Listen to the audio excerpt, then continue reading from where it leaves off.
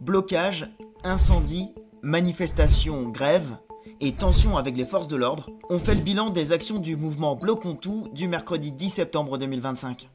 Tôt le matin, comme prévu, des blocages routiers ont concerné les rocades ou périphériques de grandes agglomérations françaises.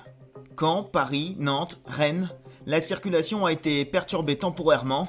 Rapidement, les forces de l'ordre sont intervenues pour déloger les manifestants.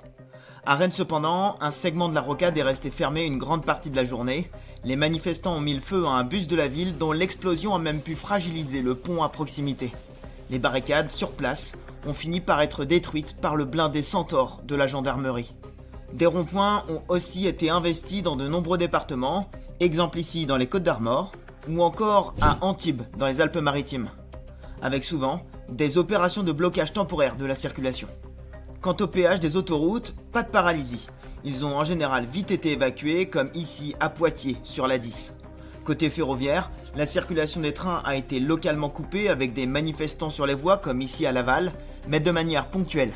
Les quelques perturbations du réseau ont été conformes aux prévisions selon la SNCF. Des manifestants ont aussi tenté de bloquer des lieux symboliques, comme des entrepôts du groupe Amazon. Des dizaines de personnes ont coupé l'accès à ce site du nord, empêchant les colis de sortir en début de journée. Dès la fin de matinée, les manifestants ont convergé vers les centres-villes.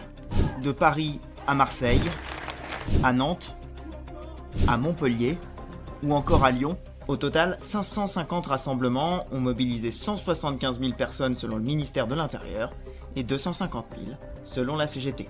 On est là aujourd'hui, mais c'est pour le pouvoir d'achat. Depuis 2018, il n'y a rien qu'à changer. L'important, c'est de montrer qu'il y a une vraie opposition face à Macron aujourd'hui et au système en place. Si la majorité des manifestants ont défilé dans le calme, les tensions avec les forces de l'ordre sont montées dans certaines villes en marge des cortèges. Place du Châtelet à Paris, un incendie s'est déclaré sur la façade d'un immeuble. Des heurts avec la police sont intervenus. Le centre commercial des Halles et la gare RER ont dû être fermés en prévision de potentiels pillages. À Toulouse, les forces de l'ordre ont essuyé des jets de projectiles avant de faire usage de lacrymogènes. Même scénario en marge des manifestations à Nantes et à Marseille. À Lyon, les policiers affirment avoir été visés par des pavés. Dans chacune de ces villes, le ministère de l'Intérieur affirme avoir procédé à des interpellations.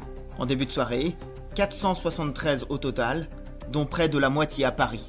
13 membres des forces de l'ordre ont été blessés légèrement. Côté grève, le bilan est contrasté. Dans les raffineries Total Énergie, où la CGT avait appelé à faire grève, la mobilisation a été peu suivie.